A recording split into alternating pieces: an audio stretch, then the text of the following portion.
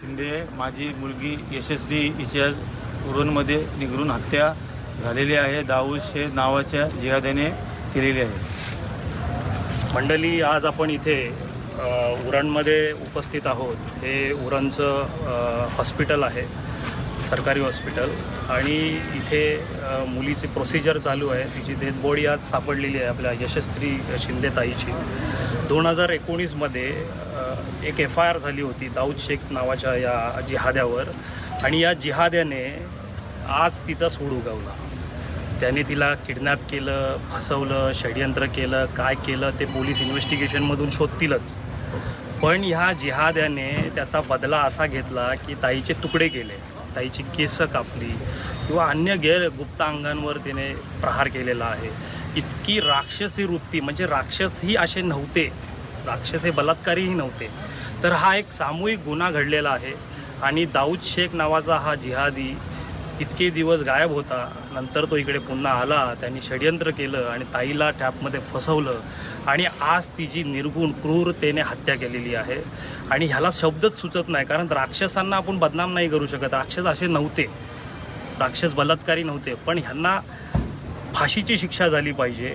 ह्याला फाशीची शिक्षा झाल्यानंतर पण याच्यावर लोकांनी येऊन चपलांनी मारलं पाहिजे. ह्याला आज आमच्या ताब्यात दिलं, त्याला आज पण आम्ही झोडायला तयार आहोत.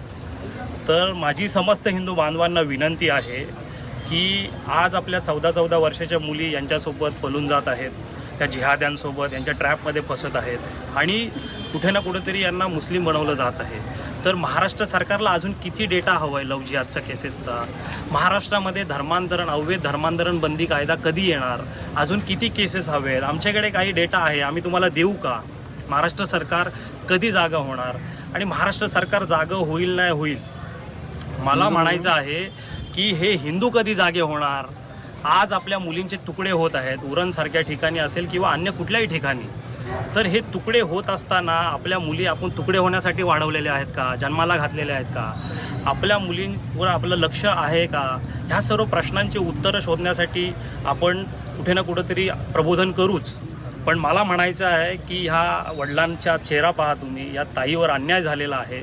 या ताईला न्याय देण्यासाठी आणि दाऊद शेख नावाच्या या जिहाद्याला फाशी होण्यासाठी आपण सर्व उरणकर रस्त्यावर उतरले पाहिजे.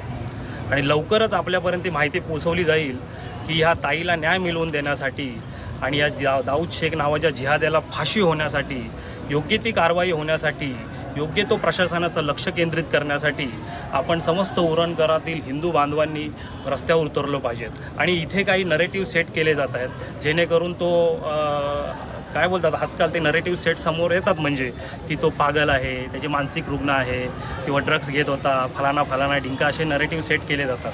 ते असले नरेटिव्ह आम्ही चालवून घेणार नाही. ही शुद्ध लव्ह जिहादची घटना आहे.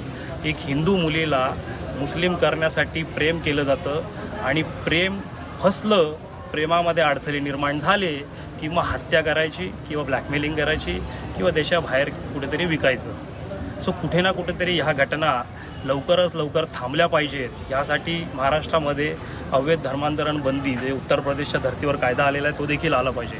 पण माझी उरणकरांना आणि आसपास राहणाऱ्या रायगडमधील आणि नवी मुंबईमधील हिंदू बांधवांना विनंती आहे की आपण एक जागृती करण्यासाठी आणि ह्या दाऊद शेख नावाच्या जिहाद्याला फाशी होण्यासाठी एक व्यापक आंदोलन उभं करणार आहोत. आपल्यापर्यंत लवकरच माहिती येईल. तुम्ही सर्वांनी सहकार्य करावे. धन्यवाद.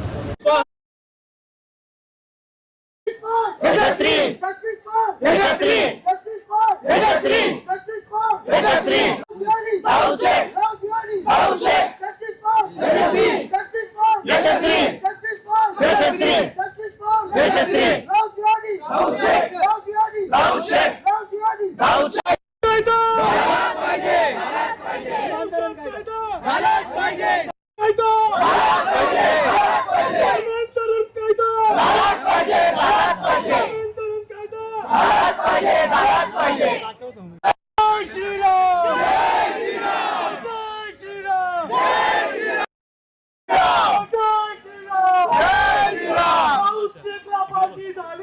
झालीच पाहिजे. दाऊद शेखला बॉडी बघशील ना बॉडी चेक करा भैया चेक कर हे कुठले आधी चेक कर